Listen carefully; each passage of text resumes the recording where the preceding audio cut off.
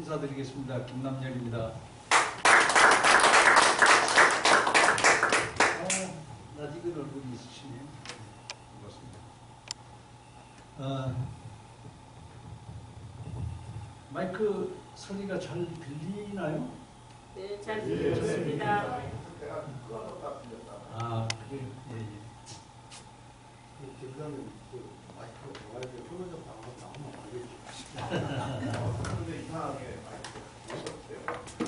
방금 소개받은 김남열입니다. 이 김씨는요, 우리나라 대표 성입니다. 그래서 옛말에 서울 남산에서 이렇게 돌 던지면 맞는 것이 김씨가 맞는 거거든요. 우리나라에 제가 알기로는 29%, 약 30%를 차지하고 있습니다. 김씨. 네? 그래서 남쪽으로 가면은 열대지방이다 이렇게 생각하시면 됩니다. 남쪽으로 가면은 열대지방이다. 내가 며칠 전에 외국인을 하나 만났는데요. 이 친구가 나보고 그 윤석열 대통령, 그 외국 사람들은 성을 뒤로 쓰잖아요. 뒤에 쓰잖아요. 나보고 윤석열 대통령이라고요. 그래서 혼자 웃었습니다.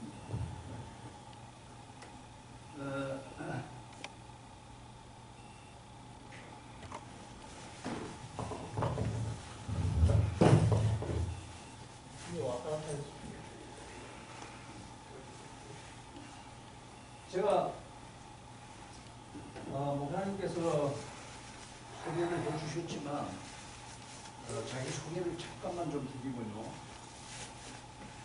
언제 공직 생활을 좀 했습니다. 근데 통상산업부에 있었는데 ROTC 이제 재계를 했고요. 근데 계급이 빨리 올라갔어요. 어느 날 장관이 불러. 이제 한승수 씨라고 나중에 국무총리까지 했던 분이 있어요. 그걸 불러 갔더니까 자리를 한번 옮겨보라고 해요. 자리를. 어디로 옮길까요? 그랬더니까 당시 중소기업청이 발족이 돼가지고 중소기업청하고 중소기업진흥공단 그리고 중소기업 중앙회에서 공동으로 후원하는 중소기업 연구원이 있는데 그 원장으로 접하는 게 어떻게 하느냐. 뭐 이론의 여지가 없어요. 이제 이 사람들이 얘기할 때 공직 생활 해보셨겠지만 옷을 벗어야 됩니까? 왜냐하면 그 이제 직장이 달라지니까요. 산하에 있긴 있지만 옷을 벗어야 됩니까? 그랬습니다. 옷을 벗었다가 나중에 적당한 시기에 다시 컴백하면 되지 않느냐. 알았습니다. 근데 이게 제복이나 공직 생활을 하다가 옷을 벗는다는 것은 안 해본 분은 모릅니다. 그렇게 허전할 수가 없어요. 보통 허전한 게 아니에요. 그래서 제가 거기 가서 한 5년 있었어요. 5년 있었는데 가만히 가서 생각을 해보니까 제 양반이 얼마나 또 출세하는지도 모르겠고 내가 컴백한다는 보장이 없어. 그럼 내 스스로 내 길을 좀 마련해야 되겠다 그래서 대학 교수로 좀 빠지기 결심을 했습니다. 그래서 한 5년 있다가 그만두고 대학교에 가가지고 있다가 그만뒀습니다. 제가 이제 경영학을 원래 전공을 했기 때문에 경영경제학을 전공했기 때문에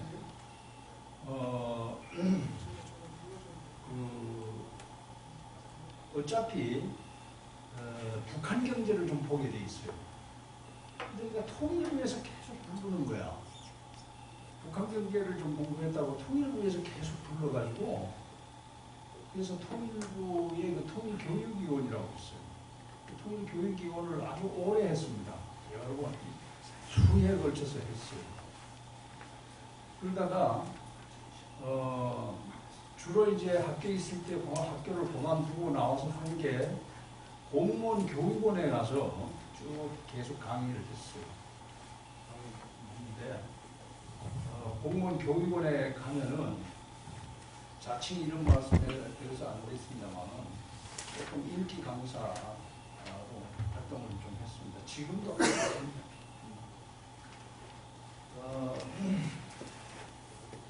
우리 여기 아니 성함이 어떻게 되시더라? 나카무라 이마무라. 예, 우리 여기 한국 성이 문 여사시죠. 근데 오래전부터 알고 계신 분이라.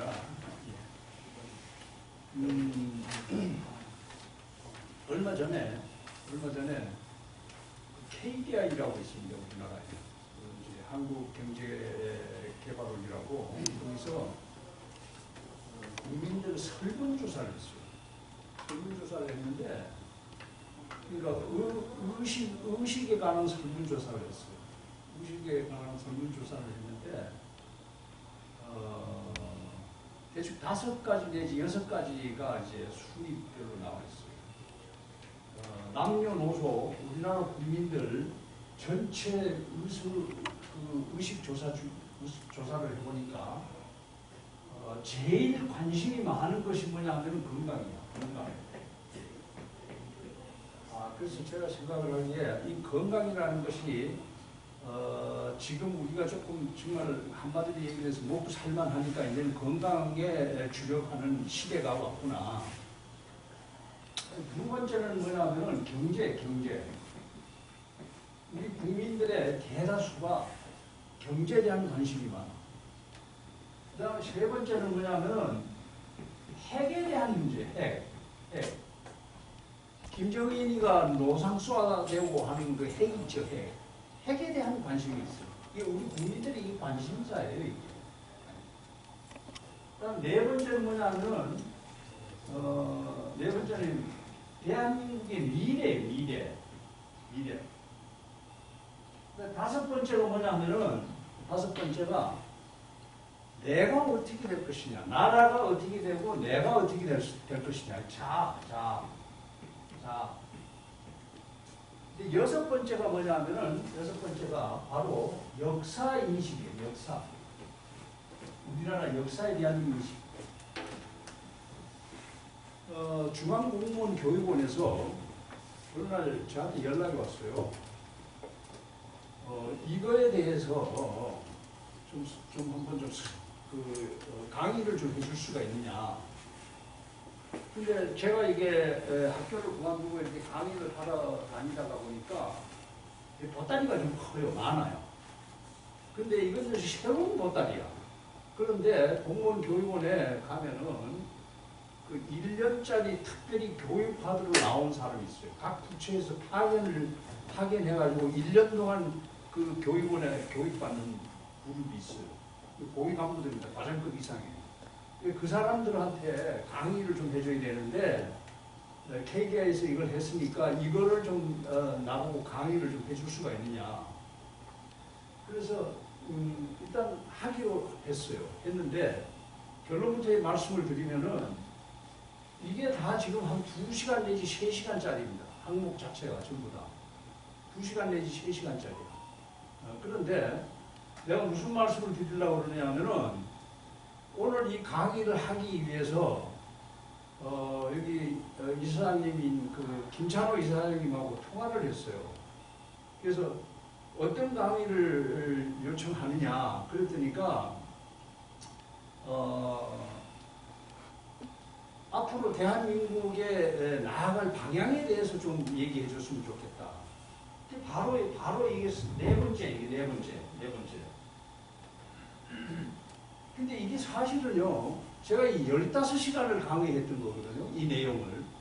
15시간 강의했던 건데, 요건 전부 다 이게 다 2시간 내지 3시간짜리인데, 한국의 미래에 대한 강의를 하려니까 제목이 있어야 될 거 아니겠습니까? 제목. 그 제목을 뭐라고 붙일까? 그래서 G7 가능한가? 이렇게 붙였어요. 제목을. G7 가능한가? 대한민국이. 그래서 지금부터 이 대한민국 미래에 대한 G7 가능한가? 이것을 제가 말씀을 좀 드리도록 하겠습니다. 그런데 건강이나 경제나 핵이나 이런 문제들은 다른 강사들이 다 하실 거예요. 그러나 혹시 뭐 계기가 되면 또 이것도 여러분들한테 말씀을 좀 드릴 기회가 있겠지만은 어차피 오늘은 G7 가능한가 이거 가지고 여러분들하고 1시간 반 정도 같이 공부를 해보도록 하겠습니다. 결론부터 말씀을 드리고요. 우리나라는 지금 현재 G7은 못 들어갑니다. 들어가지 못해요. 저는 저 단어를 합니다. 지금 못 들어가요. 금년 봄에 미국에 있던 내 친구 하나가 오랜만에 한국에 왔어요. 참으로 오랜만에 왔어요.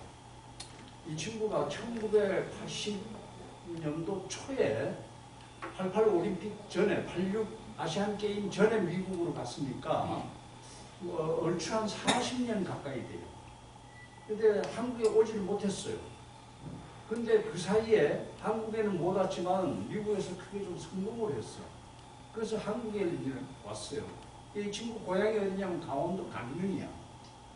근데 이 친구를 이제 얼마 전에 만났더니까 이 친구가 하는 얘기가 대한민국에 와서 정말 깜짝 놀랐대. 뭘 깜짝 놀랐느냐 그랬더니까 대한민국이 이렇게 발전하리라는 생각을 꿈에도 못했다. 꿈에도. 그 어떻게 발전했다는 얘기냐? 세 가지를 얘기해요. 첫 번째, 인천공항을 보고 깜짝 놀라요. 인천공항. 이 인천공항은 지금 현재 대한민국이요. 인천공항이 5대 공항 중에 하나로 들어갑니다. 5대 공항.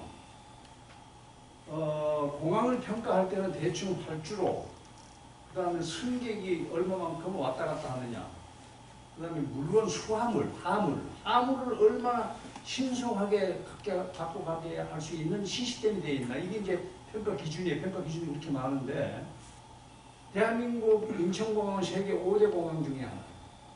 세계 1등 공항이 어디냐. 이게 등수는 사실 조금 애매해요. 애매한데 1등 공항이 어디냐 하면은 싱가포르 차이 공항이에요. 그 다음에 두 번째는 어디냐 하면은 미국의 케네디 공항이에요. 뉴욕에 있는 케네디 공항. 이게 순서는 없어요. 세 번째는 영국의 런던에 있는 히든 공항. 네 번째는 독일에 있는 프랑크푸르트 공항. 그 다음에 다섯 번째 대한민국 공항. 이렇게 치더라고요. 치는데 이건 좀 순위를 좀 바꿔줄 수도 있어요. 그런데 결론부터 말씀드리면 대한민국의 인천공항은 2019년 그러니까 코로나 직전에 제일 쭉 올라갔을 때 1억 1,000만 명인가 인바웃 아웃바웃 해서 1억 1,000만 명이 왔다 갔어요. 그러니까 이게 대단히 큰 공항이야. 말도 못하는 공항이야. 그리고 대한민국 인천공항은 이 수화물, 승객의 수화물 이거 픽업해가지고 가는데 제일 빠른 시스템으로 구축된 그런 공항이에요. 그래서 대단히 큰 공항이에요. 이 공항에 내려서 이 친구가 깜짝 놀랐어요. 대한민국이 이렇게 변했는지 몰랐다. 예전에 미처 생각도 못했던 거다. 그 다음에 두 번째 이 친구가 깜짝 놀란 건 뭐냐면은 공항에 내려서 KTX를 타고 강릉으로 가는데 깜짝 놀랐어요. 강릉은요, 인천공항에서 KTX 2018년 동계올림픽 때문에 강릉까지 KTX를 갔거든요. 근데 이게 딱 2시간 걸려요. 2시간 걸리는데 이런 기차, 이 KTX를 과연 대한민국이 만들었을 리가 없었다. 너무나 깜짝 놀랐어요. 이 KTX는 여러분 아시다시피 이 KTX는 동계올림픽 때 북한의 김여정이 하고 현송우리가 이 기차를 타고 뒤집어진 그 기차거든요. 이게요. 북한은 기차가 시속 30km로 갈까 말까 해요. 그런데 이 KTX는 시속 어떻게 됩니까? 200km 가니 200km. 200km로 가니까 이거 상상을 초월하는 거야. 그때 이제 김여정이가 이 열차를 타고, 난 지금 처음이죠. 자기는 이런 열차를 타본 적이 없으니까요. 이 열차를 타보고 북한에 가가지고 김정은이한테 이런 얘기를 했다고 그래요. 오라버니, 이제 남한 침략할 생각 하지 마자고요. 왜냐면 그 격차가 그렇게 크다는 거예요. 그 다음에 세 번째 이 친구가 와서 깜짝 놀란 것이 뭐냐면은, 서울에 와서 지하철을 타보고 정말 깜짝 놀랐어요. 지하철. 여러분 아시다시피 서울의 지하철은 세계 1등 아닙니까? 노선, 시설 이런 것들이 세계 1등이에요.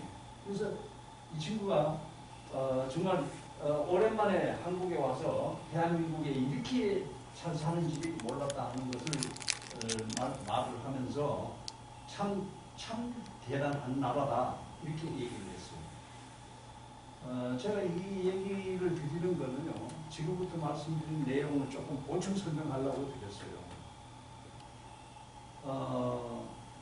이 대한민국이 어느 정도냐 하면요, 대한민국이 어느 정도냐 하면은 대충 우리가 평가를 5가지로 평가를 해보고 있어요. 5가지.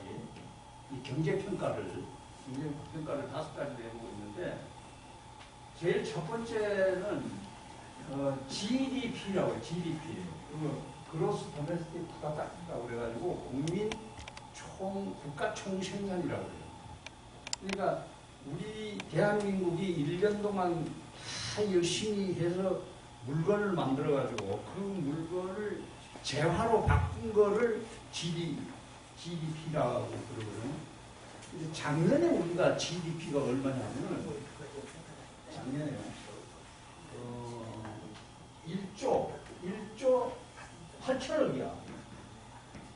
1조 8천억. 이게 1조 8천억이면은, 이게 여러분들 어느 정도인지 감이 잘 안 잡히잖아요.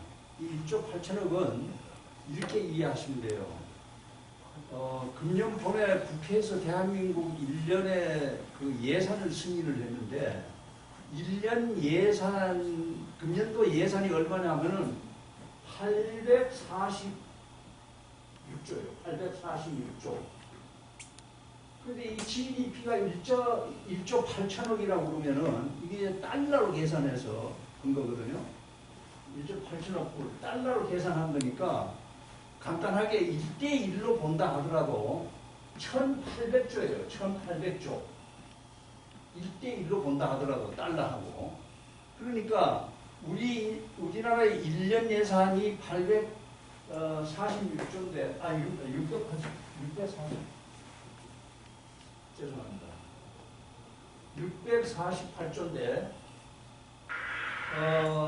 작년에 우리가 GDP가 1조 8천억이니까 1조 1800조니까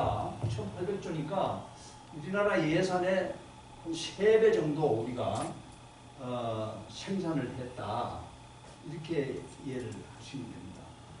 근데 재밌는 건 뭐냐면요, 이것은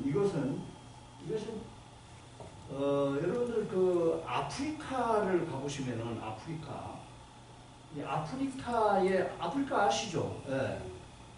유럽 아래쪽에 있는 아프리카에 나라가 몇 개 나라가 있는가? 53개 나라가 있어요. 아프리카에 53개 나라가 있는데, 아프리카에 있는 53개 전체 작년의 GDP가 1조 5천억밖에 안 돼요.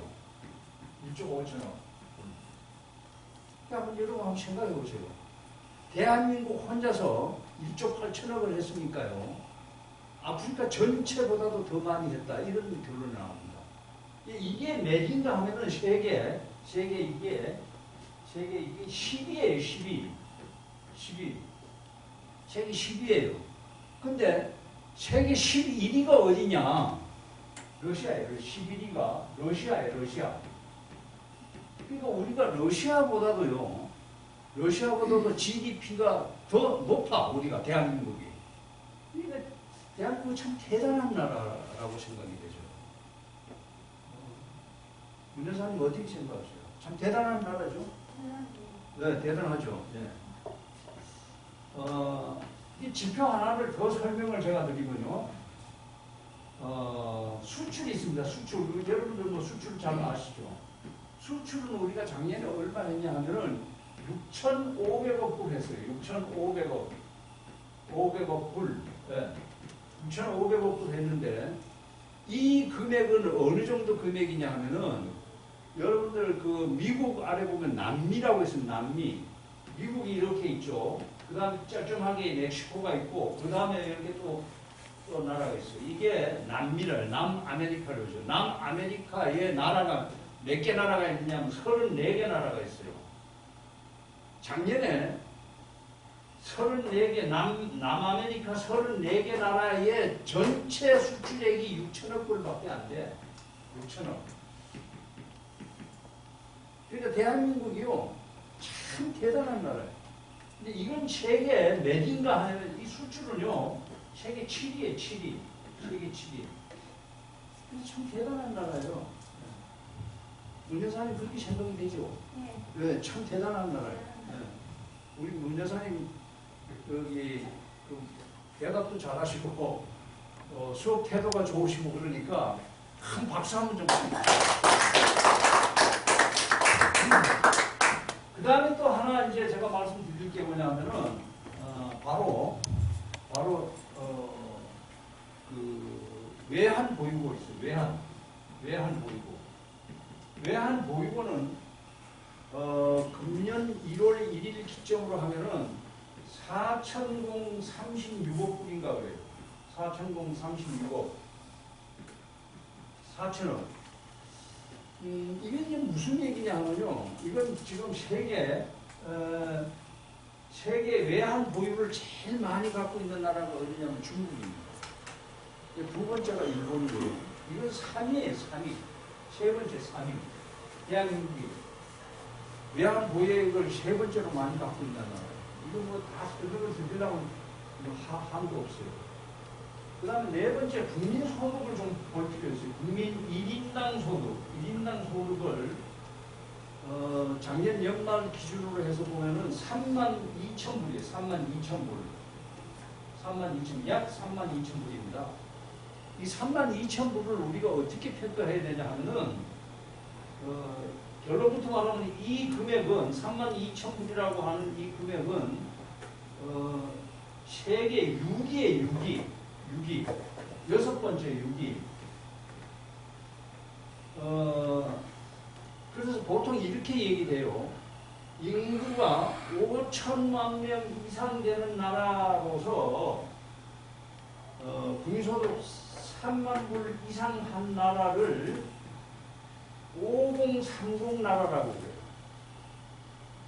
아니, 국민소득 뭐 우리보다 훨씬 많은 나라도 많아요. 예를 들면 싱가포르, 홍콩, 뭐 스위스, 뭐 이스라엘 이런 등등 나라는 4만 불, 5만 불 이렇게 합니다. 그런데 인구가 5천만 명 이상 된 나라로서 3만 불 이상한 나라는 이게 드물어요.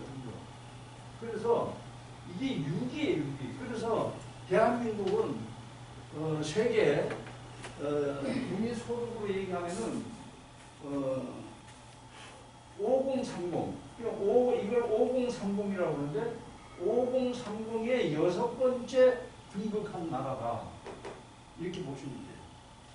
근데 이게 국민소득이 왜 중요하냐면요. 국민소득은 참 대단히 중요합니다. 예를 하나 좀 드리면요. 이렇습니다. 여러분 아시다시피 지금 북한은요. 국민소득이 얼마나 될까요? 북한. 우리는 32,000불인데 북한은 얼마냐 하면은요. 지금 한 1,000불 정도 될 겁니다. 1,000불. 국민소득이요. 이거 한국은행 통계예요. 그런데 실질적으로 세종연구소나 이게 이제 연구기관들이 발표한 걸 보면은 1,000불이 안 돼. 근데 이게 무슨 얘기냐면 이렇게 우리가 이해를 하면 돼요. 사람이요. 하루를 사는데 1불 가지고 산다고 해봅시다.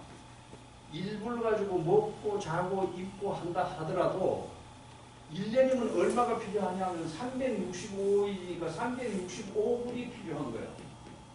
1년 되면요. 근데 북한은 지금 1000불 정도니까요. 하루를 지나는데 3불 정도 가지고 하루를 지나. 3불. 우리도 참 어려운 시기가 있었어요. 1953년도 한국전쟁이 끝나고, 한국전쟁 끝난 지가 올해 꼭 70년 되는 해입니다만은, 한국전쟁이 끝난 그 시점에 우리 국민소득이 얼마냐면 67불이었어요. 67불이었는데 67불이라고 하면은 어떻게 평가해야 되냐면요. 1불 가지고 일주일을 살아요. 7일 살았어요. 7일을 살았어요. 67불이니까. 그런데 1불 가지고 일불 가지고 하루에 1불을 쓴다 하더라도 1년이면 365불이 필요한데, 북한은 지금 1000불이니까 하루에 3불 가지고 사는 거예요. 3불. 이게 뭐 북한 얘기를 하려고 그러면 끝도 없으니까요. 어쨌든 대한민국은 작년에 3050 클럽에 가입한 6번째 나라가 됐다. 여러분 그렇게 생각을 하시면 됩니다. 그 다음에 또 한 가지 중요한 그 지표가 있는데, 그것이 뭐냐 하면요. 대한민국은 이 작년 연말을 기점으로 하면은요, 세계 5대 제조국에 등극을 했다. 5대 제조국. 이게 무슨 얘기냐 하면요, 이렇게 이해하시면 됩니다. 세계 블룸버그 통신사에서 세계 500대 기업을 평가를 합니다. 평가를 하는데, 작년 연말에 평가를 해보니까요, 세계 500대 기업에 대한민국의 기업이 몇 개가 들어가 있냐면 17개가 들어가 있어요. 17개. 다시 말하면은 그룹을 얘기하는 거 아닙니다. 단일 기업, 단일 그룹, 단일 기업 17개가 들어가 있어요. 근데 이게 세계에 몇이냐 하면 5번째 들어가요. 제일 많이 들어가 있는 게 어디냐면 중국이요. 중국이 147개 있어요. 미국이 126개 있어요. 일본이 47개 있어요. 등등등등 해서 대한민국 17개가, 대한민국은 500개의 기업에 들어가 있는 것이 17개나 돼요. 그러니까 대한민국이 세계 5대 제조국이라는 얘기가 이제 여기서 나오는 거예요. 근데 이 정도 되면은 대한민국이 G7에 좀 들어갈 수 있지 않느냐, 그렇게 얘기를 할 수가 있어요. 근데 우선 여기서 그럼 G7이라는 나라가 어떤 나라인가 하는 걸 한번 좀 살펴볼 필요가 있어요. G7은 지금 제가 그냥 꼽아보면요, 미국, 그 다음에 미국, 영국, 불란서, 독일, 이태리, 일본 이렇게 있어요. 미, 영, 불, 독, 이태리, 카나다 이렇게 하면 7개 나라예요.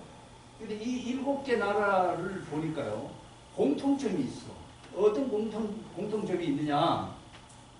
첫 번째, 땅덩어리가요. 땅덩어리가 대한민국 남북을 합친 것보다도 조금 더 커. 조금 더 커. 그 다음에 두 번째, 국민 소득이 4만 불 이상이야. 4만 불, 최소한도 4만 불 이상이야. 그 다음에 세 번째, 인구가 대충 6천만 명 이상이에요. 6천만 명. 이 외형적인 공통점이에요. 이 G7이라는 게. 근데 왜 이 G7이 왜 이렇게, 지금 7개 나라거든요. 7개 나라. 7개국인데 이 7개국의 외무부 장관, 재무부 장관들이 수시이 모여서 회의하고 토론하고 해서 체계를 이끌어갑니다. 그래서 이 G7은 대단히 중요한 중요한 것이에요. 그런데 대한민국이 들어가려면 어떻게 해야 될까요? 어느 나라를 하나 제끼고 들어가야 될 거 아니겠습니까? 어느 나라를 제끼겠어요? 제낄 나라 없어요. 다 우리보다도 다 잘 사는 나라고 다 잘 되는 나라. 그런데 그럼에도 불구하고 대한민국은 G7에 들어가야 된다예요. 근데 저는 G7에 들어가는 것이 문제가 아니라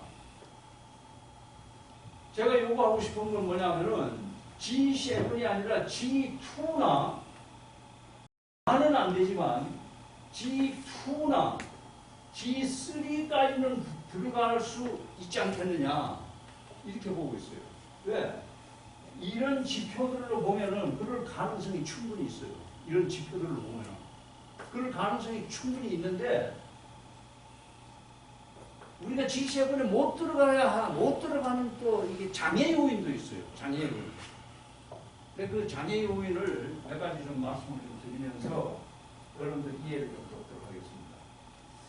대한민국이 사실은 G7에 좀 들어가면 참 좋긴 하겠지만 지금 당장 들어갈 수도 없어요. 왜냐하면은 일본의 반발도 만만치 않고 어느 한 나라가 빠질 수도 없고요. 지금 현실적으로는 어려워요. 그런데 그것은 현실적인 문제이고 그것보다도 더 구체적인 대한민국이 G7에 들어갈 수 없는 구체적인 게 있어요. 그 구체적인 게 뭐냐면은 대한민국이 거꾸로 1등하는 게 많아요. 거꾸로 1등하는 거. 대한민국이 거꾸로 1등하는 것이 있는데 대한민국 거꾸로 1등 때문에 아무것도 안 돼요. 그 대한민국이 거꾸로 1등하는 것을 제가 몇 가지 한번 뽑아볼게요. 생각나는 대로. 제일 첫 번째, 대한민국의 출산율이 세계 제일 높죠. 출산율. 이 출산율은요, 이게 대단히 중요해요. 왜 중요하냐면은 출산율은 바로 노동력이에요, 노동력. 경제적으로 보면 노동력이에요. 노동력은 뭐냐면 경제력이에요, 경제력. 경제력은 뭐냐 하면 바로 군력이에요, 군력. 그런데 이 출산율이 대단히 중요해. 근데 미안하지만 대한민국은 세계 출산율이 제일 꼴찌야. 여러분 다 잘 아시잖아요. 근데 대한민국 세계 꼴찌인데 어느 정도 세계 꼴찌냐? 출산율 자체로 보면 작년에 0.74예요, 0.74. 0.74라는 얘기는 무슨 얘기냐면은 100명의 여인이 평생 애를 74명을 낳는 거예요. 100명의 여인이 74명 낳는 거야. 남자하고 여자하고 만나면은 둘 아닙니까? 그러면은 남녀 합쳐서 2명을 낳으면은 온전이야. 2명을 낳으면. 그런데 우리는 2명은커녕 100명의 여성이 74명을 낳는 거야. 그러니까 이게 출산율이 이게 세계 제일 꼴찌야. 근데 이게 세계 제일 꼴찌라는 걸 어떻게 평가하냐? 유엔에서 발표한 게 있어요. 유엔에서 어떻게 발표했냐 하면은 유엔에 지금 가입된 나라가 239개국이에요. 근데 유엔의 239개국 중에서 통계가 잡히는 나라가 있고 통계가 안 잡히는 나라가 있어요. 예를 들면 북한 같은 건 통계가 안 잡혀요. 그리고 남태평양에 뭐 10만 명 정도 되는 그런 국가, 그리고 통계가 안 잡혀. 근데 239개국 중에서 유엔에 통계가 잡히는 나라가 몇 개냐면 189개국이에요. 이 189개국 중에서 통계가 잡히는 나라요. 잡히는 나라 중에서 제일 꼴찌가 어디냐면 대한민국이에요. 189등이야. 189등. 큰일 날 문제, 큰일 났어요. 지금 대한민국이. 지금 그런 입장이에요. 그러니까 이게 출산율이 이렇게 낮아서는요, 아무것도 되는 일이 없어요. 작년에 우리가 출산율이 얼마냐 하면요, 출산율이 아니라 출생자가 얼마냐 하면은 작년에 26만 명을 낳았어요. 26만 명. 26만 명을 낳았는데 이 해에 작년에요. 이 해에 사람이 얼마가 죽었냐면 37만 명이 죽었어. 37만 명. 그러니까 우리나라는요, 인구 증가율이 마이너스 1.8이야. 1.8. 그래 인구가 자꾸 줄어드는 거야. 인구가 이렇게 자꾸 줄어들어. 이렇게 도표를 그려놓고 보면은 인구가 이렇게 줄어드는 거야. 그래서 어떤 통계학자들은 그런 얘기해서 한 300년 지나면 이런 식으로 300년 지나가면은 대한민국은 인구가 하나도 없어진다. 국가를 구성하는 요소가 땅과 인구와 그 다음에 주권인데 아니, 국민이 없는 국가에 땅이 뭐 필요하고 국민이 없는데 무슨 주권이 있겠어요. 그러니까 이게 대한민국이 출산율이 이렇게 떨어져 가지고는 아무것도 안 된다. 이게 대단히 참 중요한 문제예요. 바로 지난주에요. 미국의 시카고의 대학 교수인데 크라이머라고 하는 교수가 있어요. 그 양반이 한국에 왔어요. 한국개발연구원에서 초청을 해서 왔는데 이 양반이 2019년도에 노벨 경제학상을 받은 분이에요. 이분한테 기자가 물었어요. 기자회견한테 물었어요. 기자가 뭐라고 물으냐면은 대한민국이 지금 가장 심각한 것이 이 출산율인데 기아가 보는 출산율을 어떻게 제고시킬 수 있느냐 이렇게 얘기를 했더니까 이 크라이머 교수가 뭐라고 대답을 했냐면은 딱 한 가지 방법이 있긴 있다. 그 방법이 뭐냐? 그 방법은 바로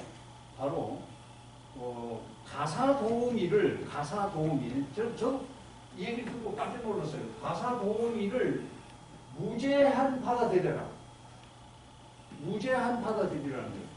이게 두 가지 목적이 있대. 이분이 설명을 했는데 가사도우미를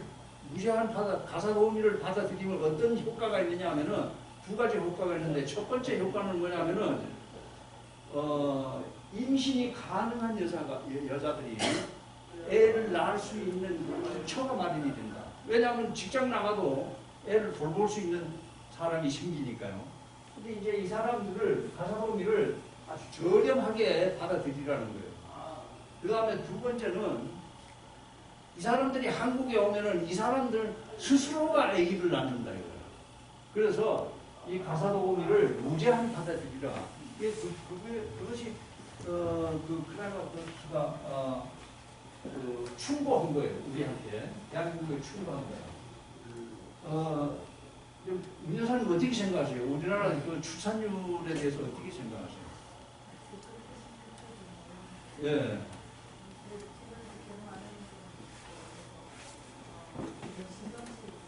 예, 이거 참 심각한 문제예요. 우리 가장 심각한. 예? 딱 한 가지 방법이 뭐냐면요. 예. 가정연합을 국교화시키면 그럼 현실을 확실하게 말해주고 기본이 세대에서 돼 있고. 그래서 뭐 그럴 수도 있죠. 그럴 수도 있죠. 어쨌든 간에 이 출산율은 대한민국이 G7에 들어가는 가장 못 들어가는 가장 큰 요인 중에 하나다 하는 것을 제가 말씀드립니다. 그 다음에 이제 두 번째는 뭐냐면은 대한민국이요.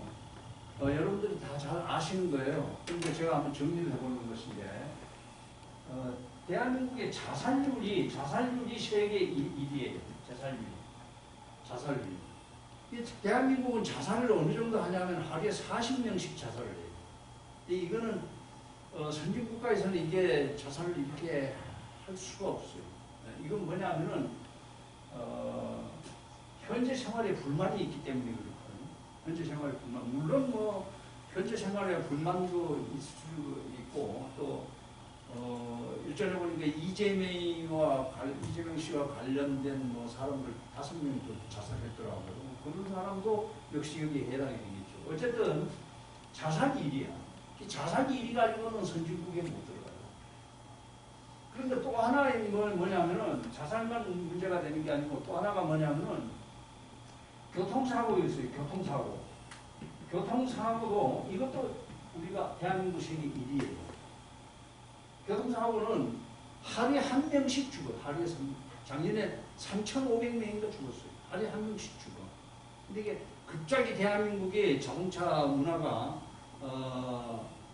자리 잡기 전에 자동차 숫자부터 늘어나기 때문에 교통사고가 1위예요. 그래서 자동차는 이게 죽는 게 이게 이 비명에 죽는 거라든가 이렇게 자살하는 것은 선진국의 모델이 아니다라는 얘기예요.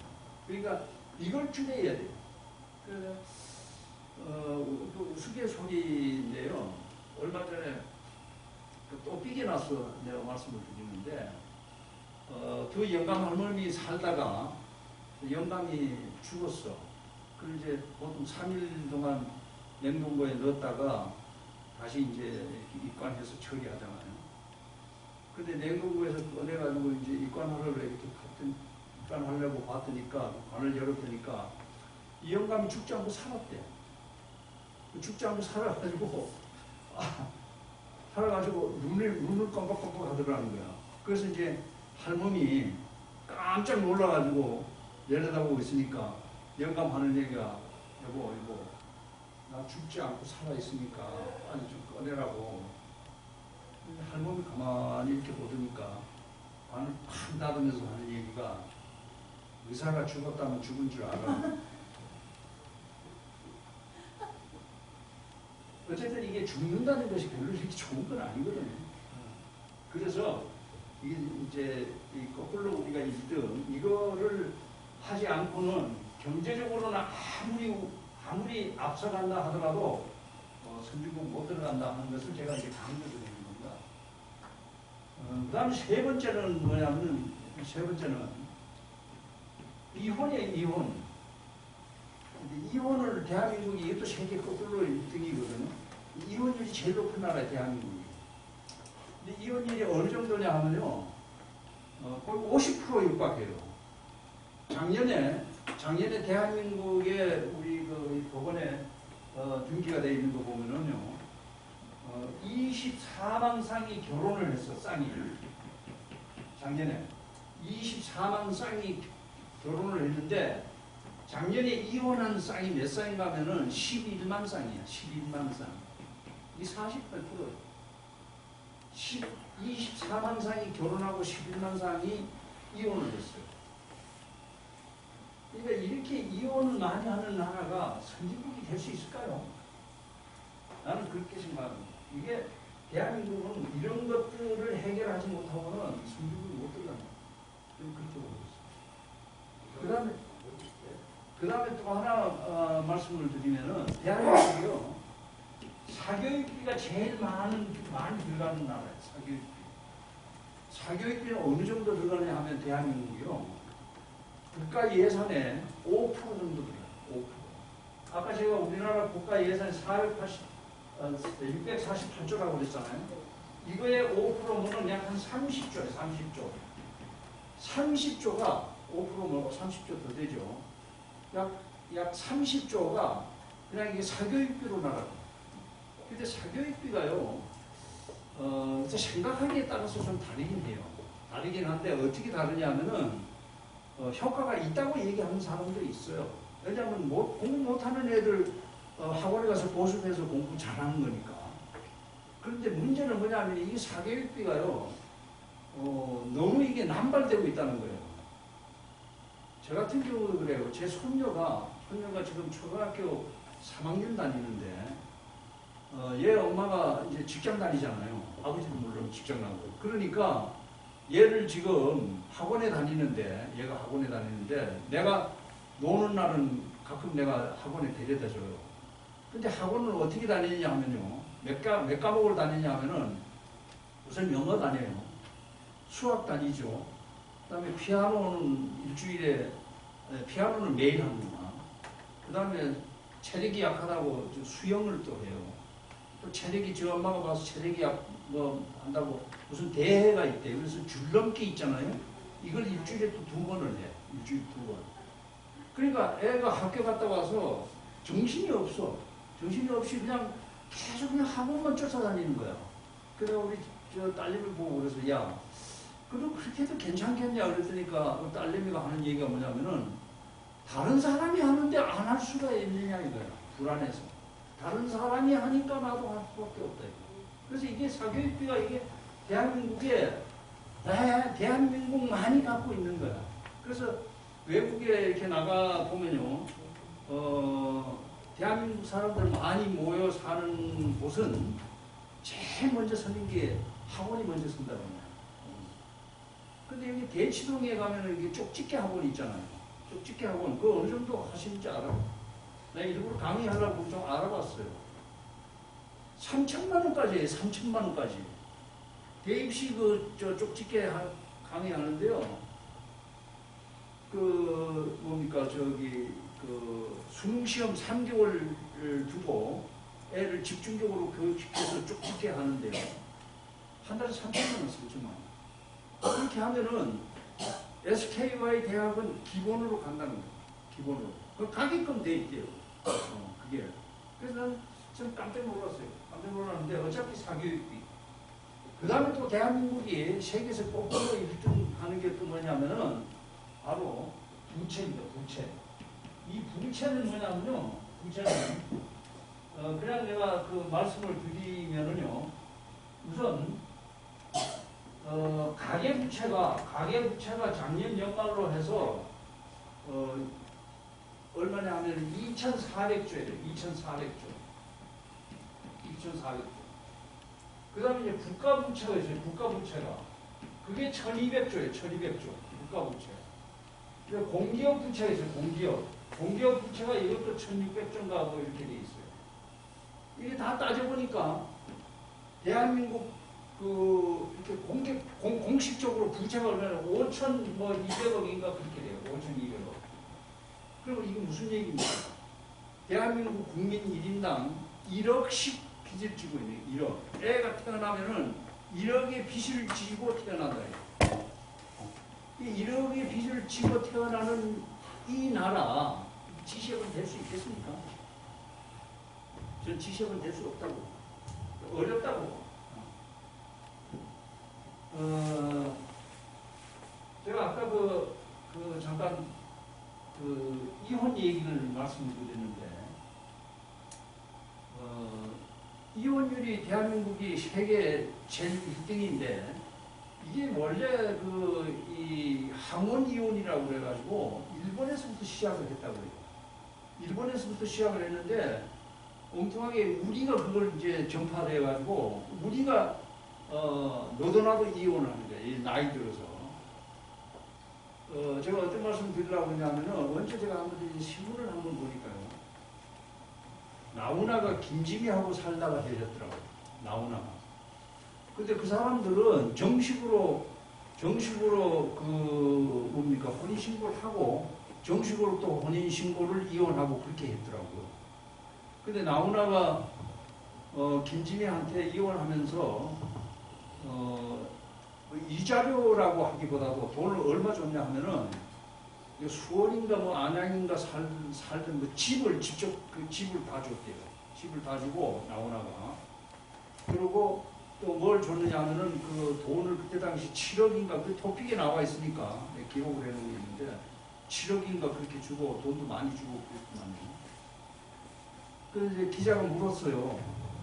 나훈아한테. 아니 왜 그렇게 이혼하는데 그렇게 있는 거 없는 거 다 그렇게 주냐 그랬더니까 나오나 하는 얘기가 남자는 돈이 없으면은 노가다 판에 가서 짐이라도 지지만은 여자는 돈 없으면 괄시받고 천덕 부리게 되니까 내가 데리고 살던 여자가 그렇게 천덕 부리게 되는 건 그건 바람하지 않다 그렇게 대답했거든요.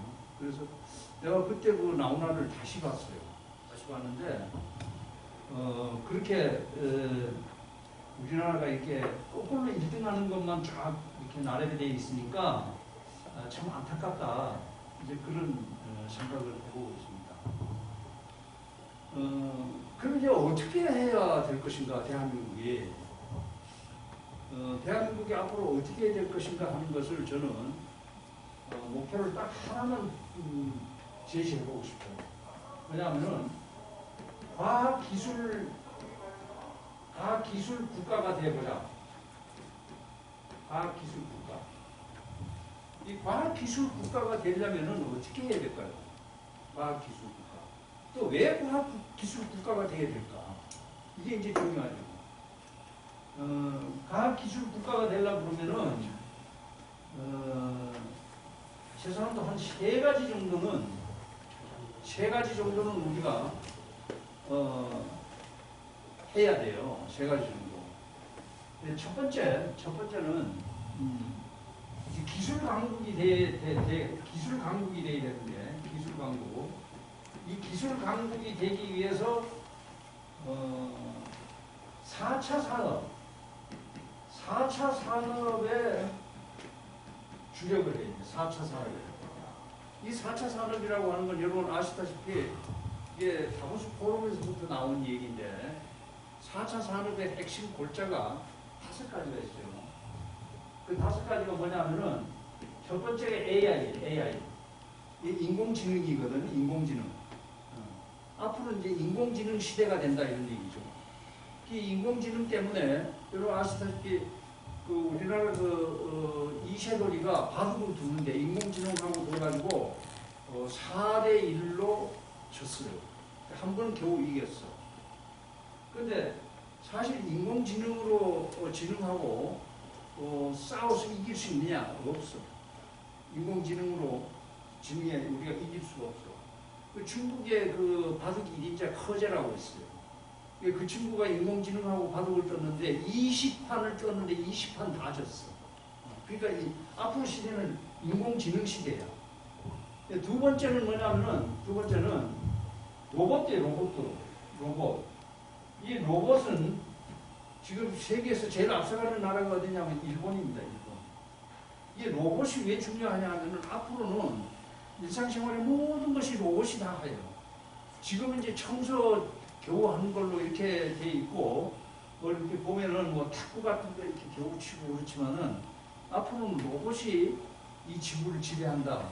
결국은 그렇게 되는 것 같아요. 그래서, 앞으로 국가 간에 전쟁을 해도 로봇끼리 한다. 결국은 그렇게 도달하는 것 같아요.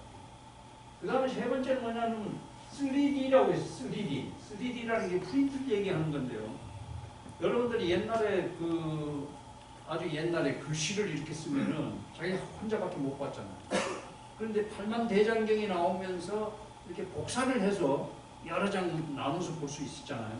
근데 지금은 어떻게 합니까? 이렇게 프린트기에다가 탁 넣으면 글자가 요구하는 대로 수천 장 똑같은 게 다 나오잖아요. 근데 이게 3D가 발전이 되면 어떻게 되냐면 설계도를 공장 기계에다가 탁 넣으면 기계가 전부 다 알아서 저쪽 끝에서 찝차가 나오는 거예요. 찝차 설계도를 딱 넣으면 저쪽에서 찝차가 탁 나온다. 이런 식으로 이게 3D 그 세상이 될 것이다. 그 다음에 네 번째는 뭐냐면은 나노예요. 나노는 뭐냐면은 1억 분의 1, 머리카락의 1억 분의 1 크기를 얘기하는 거예요. 1억 분의 1. 그러니까 이 나노가요. 이것을 이제 우리 인체에다가 나노 칩을 인체에다가 넣어놓으면은 이게 인체에 돌아다니면서 모든 병원을 다 찾아내는 거예요. 그렇게 하고 어디에 무슨 병이 있으니까 그 병에는 어떤 약을 쓰면은 낫는다. 이걸 다 만들어내요. 그럴 정도로 이게 나노는 이제 앞으로 우리 이 인간 사회를 지배한다. 이제 그런 건데 이것이 이제 본격화되면은 좀 이렇게 과도한 얘기인지 몰라도 의사가 필요 없지 않느냐. 의사는 뭘 하느냐 그러면은 나노를 인체에다가 집어넣고 빼고 하는 등등의 업무 보조를 할 뿐이다. 의료 업무 보조를 할 뿐이다. 심지어 뭐 그렇게까지 얘기하는 사람이 있어요.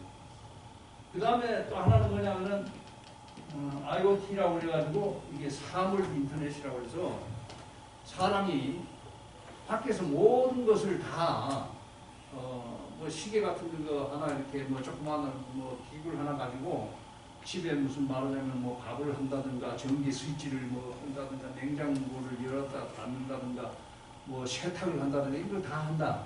그래서 앞으로 이 4차 산업과 관련된 일들이 이것이 앞으로 G7에 들어갈 수 있는 어떤 요소를 지금 만들고 있는 거다. 이제 그렇게 보고 있어요. 그 다음 이제 또 하나 우리가 4차 산업 외에 기술 개발을 우리가 보겠느냐 하면은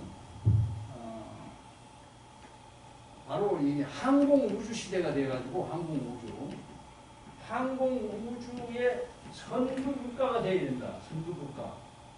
선두국가가 돼야 G7에 들어갈 수 있는, 그러니까 아까 말씀드린 뭐 대한민국이 GDP가 어떻다 뭐다 이런 얘기는 다 지금 똑같으니까 그런 거 따질 것도 없고, 우리가 거꾸로 1등하는 그런 것들도 다 제껴놓더라도 이렇게 기술 개발 쪽으로 우리가 자리를 잡고 있으면은 언젠가 거꾸로 1등하는 것을 극복하면은 대한민국이 말하자면은 G7에 들어가거나 아니면 G2가 되거나 뭐 그럴 수가 있지 않겠느냐. 제가 지금 말씀드린 내용 중에는 뭐 이렇게 정치적인 얘기는 전혀 하고 싶지 않아요. 그러나 이런 문제는 우리가 관심 있게 좀 봐야 되지 않나 그런 생각이 드는데요. 이 항공우주 산업은 대충 몇 가지가 있어요. 첫 번째는 뭐냐면은 그 인공위성이 있어요. 인공위성은 지금 북한은 뭡니까? 북한이 인공위성 계속 쏘아 올리는 거예요. 북한에. 그게 인공위성입니다. 사실은 그게. 로켓이라고 하지만 그게 인공위성이에요. 근데 인공위성을 계속 쏘아 올려야 되는데, 인공위성을 쏘아 올려야 할 가장 큰 이유가 뭐냐면은,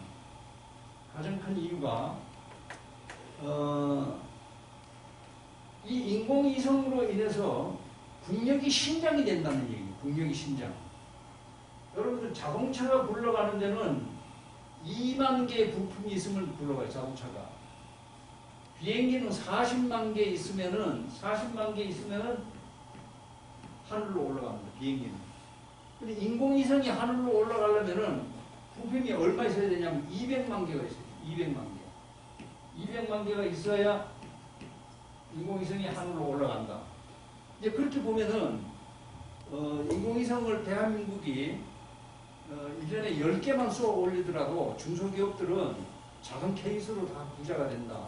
이제 그런 결론이 날 수가 있어요.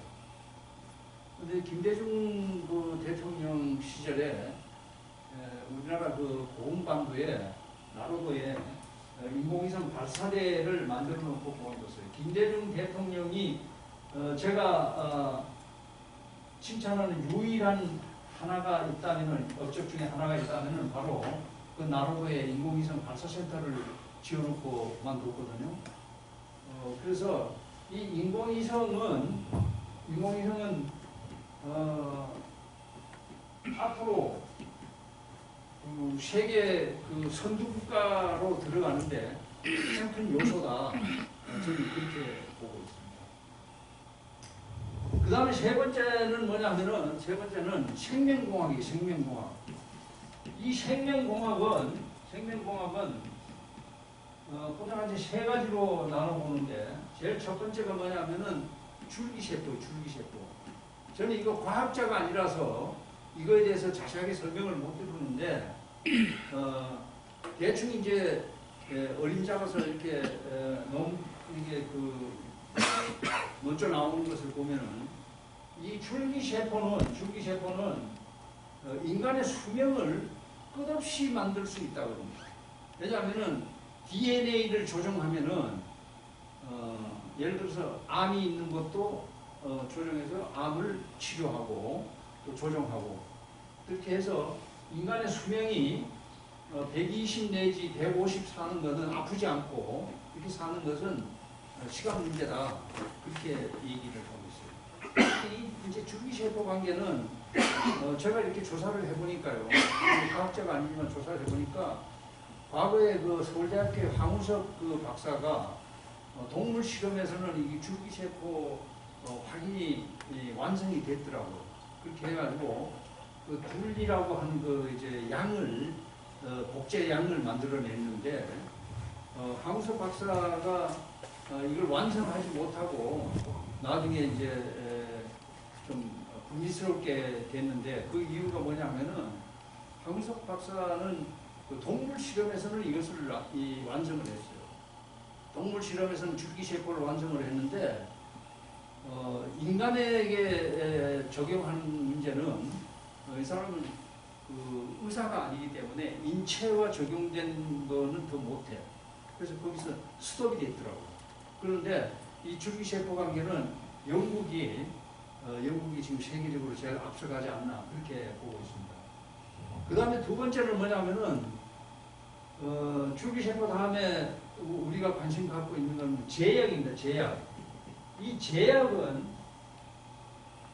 지금 인간이 이렇게 뭡니까 극복하지 못하고 정복하지 못하는 병들이 있어요. 예를 들면은 뭐 암이라든가 또 뭐 루게릭 병이라든가 또 그 외에 뭐 무슨 뭐 여러 가지 이제 인간이 극복하지 못하는 그런 게 있어요.